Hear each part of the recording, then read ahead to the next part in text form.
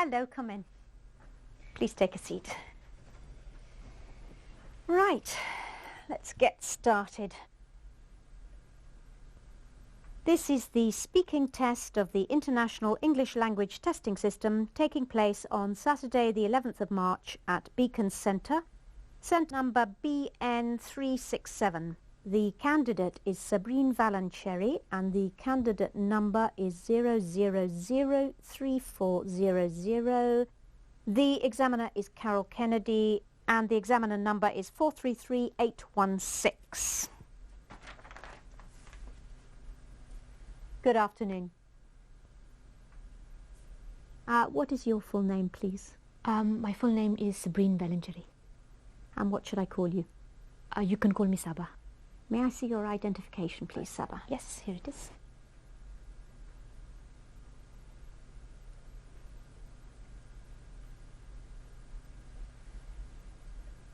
Okay.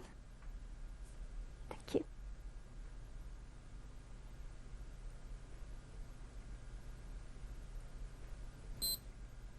Now, in this first part, I'd like to ask you some questions about yourself. Let's talk about where you live. Where do you live in your country? I live in Hyderabad, which is the capital of Andhra Pradesh, in the southeast of India. It is a very big city. About 7 million people live there. And is it an interesting place to live? Oh yes, a very interesting place to live. Hyderabad has a very long history. So there are lots of ancient forts, mosques and other monuments. There is a very beautiful lake and there are also lots of wonderful markets. And will you live in Hyderabad in the future? Yes, I think once I finish my studies here, I'll go back to Hyderabad. My husband is from Hyderabad too, so I think we'll stay there. Now let's talk about hobbies and interests. What hobbies and interests are popular in your country? People have many different pastimes in my country. I think the most popular these days are things like gardening and do-it-yourself, which is when people, well, usually men, make things for their home. I think women tend not to have too many hobbies. You can't really call shopping a hobby. I think in the past, women used to fill up the leisure time that they had. You enjoy? Well, like a lot of people, my work takes up a lot of my time. And at the weekend, I like to meet up with my friends or go out with my husband. So I don't really have much time for hobbies. But I do a lot, especially history and biography. Also, I love collecting art, go out with my husband. So I don't really have much time for hobbies. But I do read a lot, especially history and biography. Also, I love collecting art. So I go to a lot of art fairs. I really like colourful, abstract art, which really brighten up our homes. And what hobbies and interests did you have as a child? Gosh, that was a long time ago. Let me think. I used to collect key-rings. I think I had about 20 or 25. They were silly things really, but fun for a small child. I used to like painting and drawing. My parents were very supportive and they bought me a lot of oil paints, but I'm not really very talented. I also played the clarinet. I was in a junior orchestra. I remember once we played a concert and my reed broke during the first piece, and so I couldn't make any sound. And do you think parents should encourage their children to have a hobby or interest? Oh yes, very much so. I think it is very important for children to have something other than school, television and computers. Sometimes a hobby can turn into a very successful career, but even if it doesn't, it can help the child develop as a person as they learn about new things and meet new people who share the same hobby. Now let's move on to talk about the weather. Do you prefer hot weather or cold? I think I prefer cold weather. I know most people prefer hot weather, but it is always so hot in my country that it is a nice change to feel the cold. Of course, in the cold, it's very easy to put on a hat and gloves to keep ourselves warm. Tell me about the weather in your country at different times of year. India is so big that there are many different climates. So I'll just talk about the weather in Hyderabad. Generally, we have a tropical wet and dry climate. That means that the summers, March to June, are hot, over 30 degrees and very humid. Sometimes it can reach over 40, which is just unbearable. At the end of the summer, the monsoon comes and it rains for about 3 months. After the rainy season, it's winter, which is quite short, just a couple of months. Which time of year did you enjoy most as a child? Well, I think like most children, I would say the summer, when we had the long school holiday. But I always preferred spring. There's something so lovely about when everything starts to grow again after the winter. You can almost smell it in the air. And has the weather changed much in your country in recent years? I don't think so, really. I know that in some countries the climate has been changing because of global warming, but where I live it seems to be the same. Just heat and rain. I have noticed something. In recent summers, when it's very hot, there have been many water shortages. I don't remember that happening when I was younger. Thank you. Now I'm going to give you a topic, and I'd like you to talk about it for 1 to 2 minutes. You have 1 minute to think about what you're going to say, and you can make some notes if you wish. Do you understand? Yes. There's your paper and pencil. And here's your topic. I'd like you to describe a gift or present that somebody gave you recently.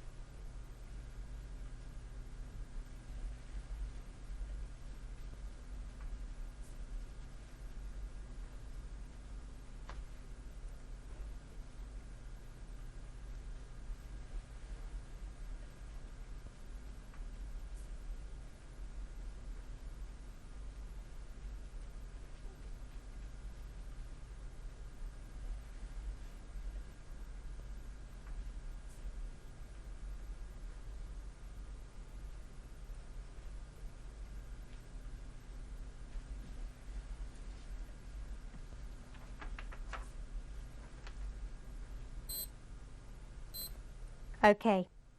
Now you have 1 to 2 minutes for this, so don't worry if I stop you. I'll let you know when the time is up. Could you start speaking now, please? I'm going to talk about a present my husband gave me last year for my birthday. We had gone to Istanbul for a few days. My husband had always wanted to go there. Anyway, we had a few days holiday from work and we decided to fulfill my husband's dream. As I said earlier, I'm really interested in art, and so even though I had no real desire to go to Istanbul, I was totally captivated by all the beautiful buildings and the wonderful arts and crafts that were available there. The Blue Mosque was my favorite building. From the outside, it looks just like a typical Ottoman mosque, but inside it is quite startling. The large windows with the light reflecting on the exquisite blue tiles made it just breathtaking. I asked one of the guides about the tiles, and she told me that they were from Iznik and that they are still made today.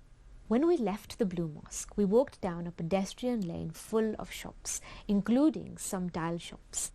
In one of the shops, the owner told us that the tiles were made in Iznik. Anyway, one of the tiles really caught my eye. Actually, it sang to me. It was of fish, 4 big fish and lots of little ones, all in different shades of green.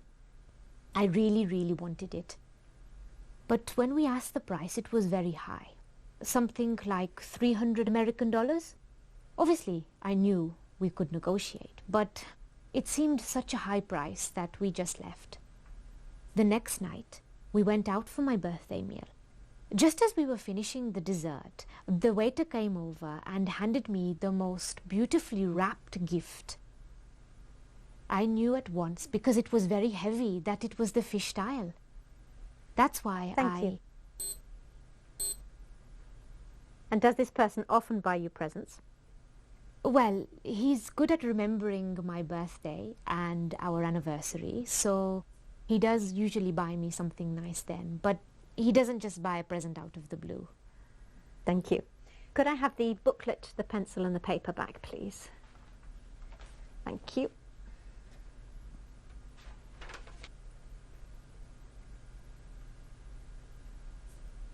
Now, you've been telling me about a present you received, and I'd like to ask you some more general questions related to this.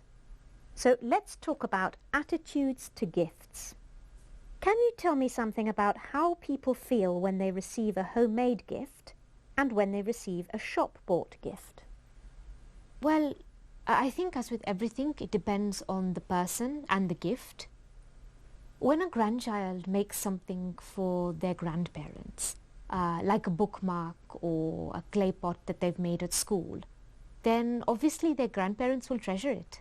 For adults, I think it's a bit different. If people are going to give homemade gifts, then they need to be of really good quality. Why do you say that? Well, when children make things, it's the thought that counts. But when it's adults making things, it has to look like the present is a proper present, rather than something they've made just because it's cheaper. Of course, the thought still counts, and in many ways, our time now is more important or precious than money. So if somebody has spent a lot of time making a gift, it will mean a lot. But if someone has made some chutneys or pickles or some other type of food, then it has to be edible and taste nice as well. So what about shop-bought gifts? Most gifts these days are shop-bought, and there isn't really anything wrong with that. What is important, I think, with a shop-bought gift is that the person buying the gift should spend some time thinking about what the other person would really appreciate. It's no good a husband going into a perfume shop and buying the first perfume he likes. He needs to see what perfume his wife is wearing. That shows his wife that he is paying her attention. And do you think that children get more pleasure receiving gifts than adults do? Yes and no. Obviously, children love receiving gifts, but children do generally get a lot of gifts. Children these days are spoilt and they get too many gifts. So the more gifts they get, the less they value them. Adults, on the other hand, generally have the resources to buy things for themselves. So if they really want something, they can buy it. Of course, this then makes present buying for adults much more difficult. But of course, there are things that we like that we can't really afford, or we can afford that justify their expense. What sort of things are you thinking of? For women, it might be perfume, or a day at the spa, or a new pair of party heels. For men, usually something to do with their hobbies, or books or CDs. Do you think that more people get more pleasure giving or receiving gifts? This is a tricky one. Why? Well, I think most people get pleasure out of both. Of course, it depends. We may not get a lot of pleasure out of giving gifts to children who we know may not appreciate them. But if we have found the perfect gift for someone we love and we know it's going to make them happy, well, then this will really fill our hearts with joy. Similarly, if someone receives a gift of something that they don't really want, or they can sense that it has been bought out of haste, then this isn't really going to make them feel that good. But if it's something wonderful, then, well, of course, they're going to feel fantastic about it. Let's move on to talk about the commercial aspects of giving. How much do advertisements influence people when they buy gifts? In my opinion, probably not too much. I mean, most adverts are for things like cars and household products, which aren't really gifts. Although a lot of young people like to be given new phones and other gadgets. So if a parent isn't sure which model to get, then they could be influenced by advertising. And do you think that some festivals have become commercialized as a result of the emphasis on buying gifts? Oh yes, definitely. Yes. In fact, I think it's much worse than that. It's not just the old festivals becoming commercialized, but so-called new ones being created just for the sake of present giving. Can you tell me more about that? Yes, things like Valentine's Day and Mother's Day, these aren't Indian traditions, but suddenly we find we have to buy a present for our spouse on Valentine's Day. And while it is nice to recognize how important our mothers are, surely it should be something we do every day, not just once a year when we buy her some chocolates. Thank you very much, Saba. That is the end of the speaking test.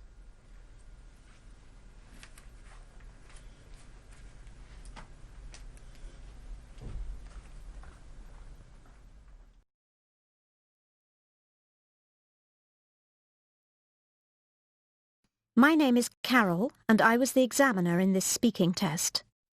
Candidates very often feel nervous before this part of the exam, so I'm going to give you some tips to help you do well. I will give you some general advice about the test, and then some tips for each section. Firstly, remember that you are marked on your ability to use English to answer the questions the examiner asks. You are not marked on your ideas or opinions. It's okay to change your mind halfway through the answer to a question. Just say, "Sorry, what I mean is," and carry on. Fluency doesn't mean speaking quickly. It means being able to continue talking at a comfortable speed, using appropriate linking words such as because and although. If you don't know a particular word you want to say in English, showing you can paraphrase, use other words to say what you mean, will help you get a good mark. Give yourself time to think by lengthening grammar words like the and a, and by using phrases such as you know and I mean. Try and use as wide a range of words as possible in order to increase your band score. For example, don't just say that the movie was good. Say that it had fascinating characters or was well directed. Make sure you understand how to use cohesive devices correctly so that your English hangs together effectively. Synonyms are also useful cohesive devices. For example, my favourite city is London. Life in the capital is always interesting. Now let's talk about part 1.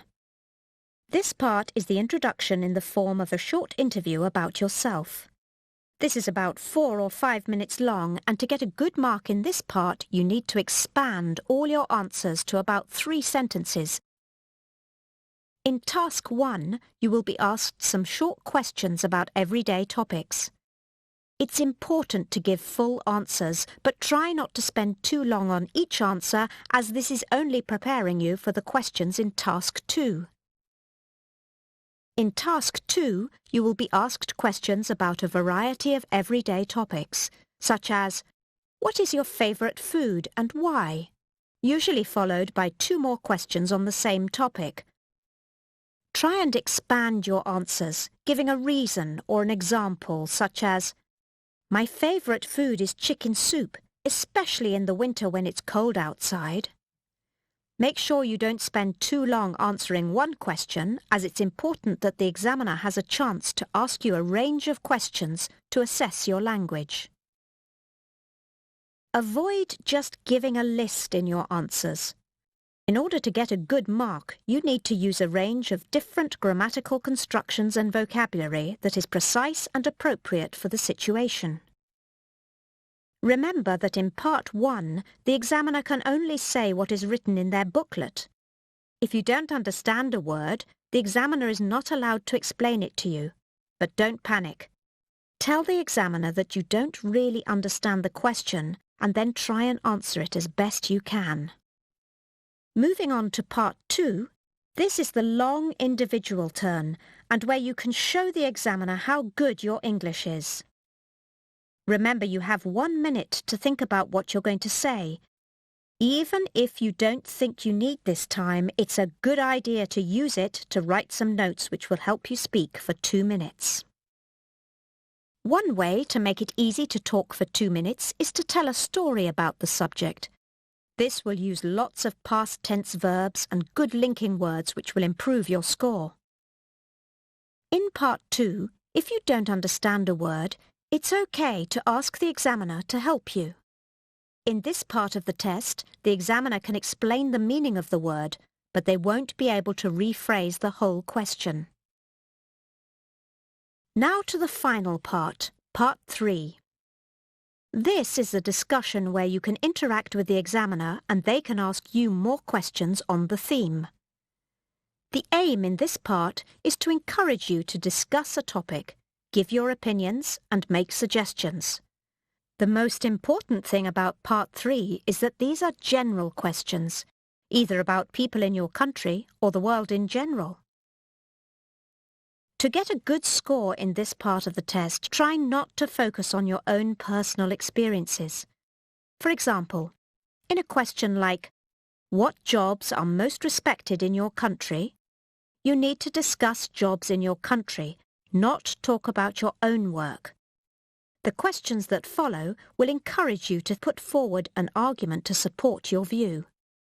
And finally, remember the examiner will not be looking out for your mistakes, but for the good English that you use so that they can give you a good mark. We wish you good luck and hope you are successful in the IELTS speaking test. Goodbye for now.